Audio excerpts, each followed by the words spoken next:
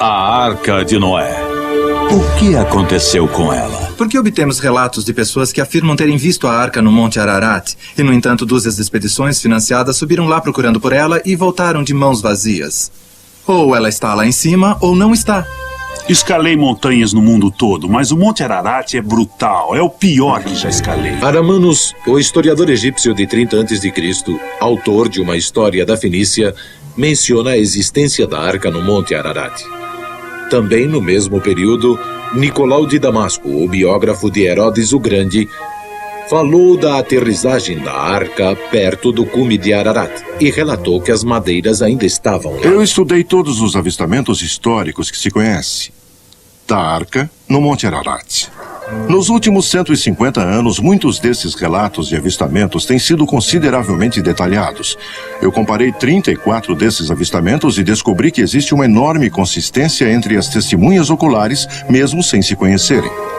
Em 1883, o governo turco enviou uma expedição ao Monte Ararat para vistoriar os danos causados por um recente terremoto. A expedição relatou a descoberta da parte frontal de uma barca muito antiga projetada para fora do gelo a 4.200 metros acima da montanha. O grupo tirou medidas, entrou na arca e relatou ter visto estábulos e jaulas dentro da grande embarcação. Infelizmente, o relatório turco suscitou muito pouco interesse internacional devido à presente popularidade da teoria da evolução de Charles Darwin. No Monte Ararat, é claro, ocorrem mudanças sazonais do tempo.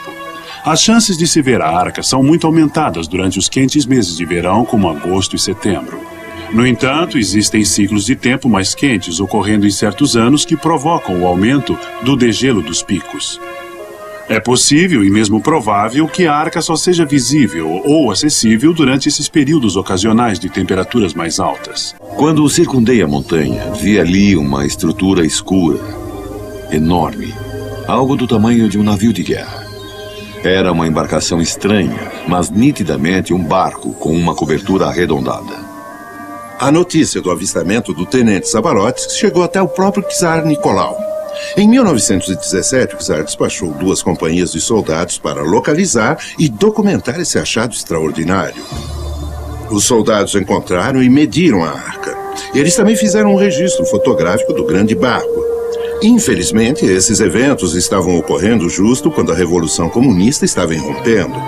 Como resultado, os relatórios e as fotos dessa expedição não foram mais encontrados e são considerados como perdidos ou escondidos em algum arquivo secreto do Kremlin. No entanto, eles foram vistos. Existe uma controvérsia quanto à veracidade da expedição russa e do avistamento da arca por volta de 1916 e 1917. Nosso autor passou 20 anos pesquisando Anastácia, a última sobrevivente da família real russa. Durante uma de suas conversas pessoais com ela, ele ficou chocado quando ela começou a falar sobre uma expedição que seu pai, o czar, havia enviado ao Monte Ararat para medir e fotografar a Arca de Noé. Ela contou para ele que havia visto as fotos e o relatório da expedição. Ela também contou que havia usado uma cruz feita com a madeira da Arca de Noé. Um piloto muito amigo meu e eu decidimos tomar café uma noite. E no refeitório dos oficiais escutamos uma conversa de uns oficiais a respeito de fotos que tiraram ao voarem sobre a Turquia e o Monte Ararat. E enquanto viam as fotos, nos interessamos e começamos a vê-las também. E um deles disse, sabe, elas poderiam ser da Arca de Noé.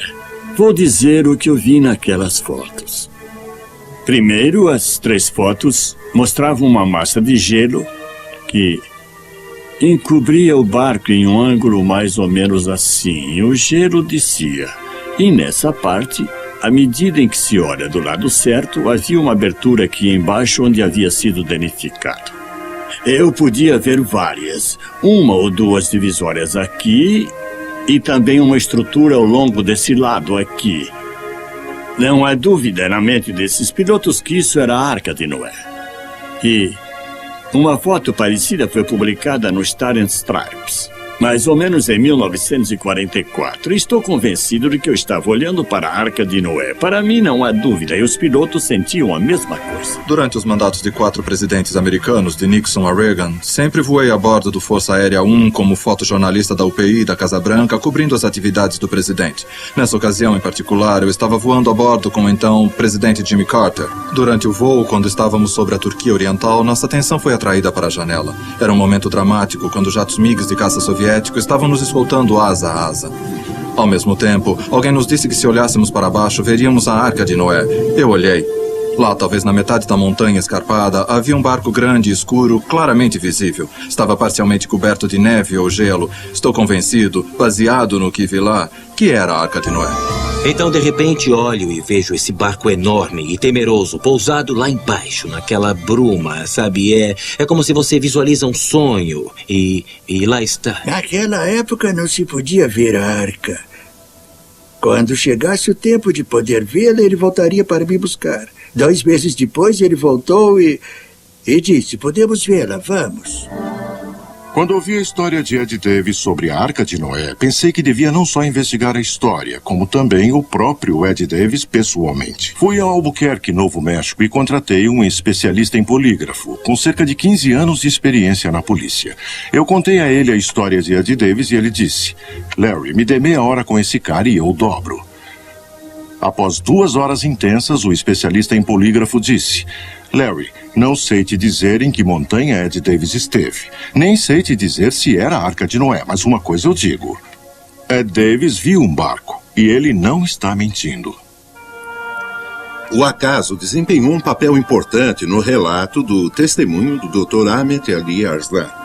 O Dr. Arslan é o chefe do departamento de Washington para um importante jornal da Turquia e antigo locutor da rádio A Voz da América. Mas ele conhece o Monte Ararat como poucos. Em 1989, escalei a parte norte do Monte Ararat, que é do lado oposto à Garganta Aora, o lado mais perigoso do Monte Ararat. De repente, o gelo e a neve começaram a ceder. Eu tive sorte de não cair nas fendas, pois, do contrário, eu estaria morto. Quando me recobrei, notei que, a 30 ou 60 metros de distância, havia uma estrutura tipo construção, certamente feita de madeira. Parecia quase uma cabina de capitão. Imediatamente peguei minha câmera e tirei fotos. Pode-se ver vigas retas e planas. Definitivamente, parece uma estrutura feita pelo homem. Acredito que o que eu vi e fotografei é, sem a menor dúvida, a Arca de Noé. Em agosto de 1990, numa expedição de helicóptero ao redor do Monte Ararat, voamos sobre a geleira na face nordeste da montanha. Foi nessa ocasião que tiramos essa foto de um objeto retangular que acreditamos ser a Arca de Noé. Pode-se ouvir todas as histórias que vêm daquela comunidade de nações em torno do Monte Ararat, e elas parecem ter um pensamento central que vem à tona: a história de Noé. Todas as evidências conduzem ao fato de que aquele grande barco que tem sido visto no Monte Ararat tem que ser a Arca de Noé. Esse homem chamado Noé demonstrou sua fé em proporções épicas, trabalhando por gerações para construir a incrível arca. Ele trouxe milhares de animais para a arca para sobreviverem a uma calamidade iminente que ninguém em sua época poderia sequer imaginar. Ele pediu para sua família acreditar nele e, em troca, salvou não apenas a eles, mas todos nós que descendemos dele. Essa é mais do que uma história de um grande barco e de um grande dilúvio. É também a história de um grande homem. Não é incrível como esse livro, há tanto tempo valorizado como um tesouro de fé e orientação, está de repente emergindo também como um fantástico documento histórico? A tecnologia científica moderna, como vocês viram, parece apoiar a história que a Bíblia tem contado há milhares de anos. Se a existência da Arca de Noé no Monte Ararat está para ser confirmada, podemos perguntar: por que Deus a preservou, mas permitiu que ficasse escondida do mundo todos esses anos? Não sabemos a resposta a essa pergunta, mas poderia ele estar guardando para um tempo como o nosso? Um tempo desconfortavelmente parecido com aquele logo antes de Deus destruir a humanidade por meio de um dilúvio? Algo a se pensar.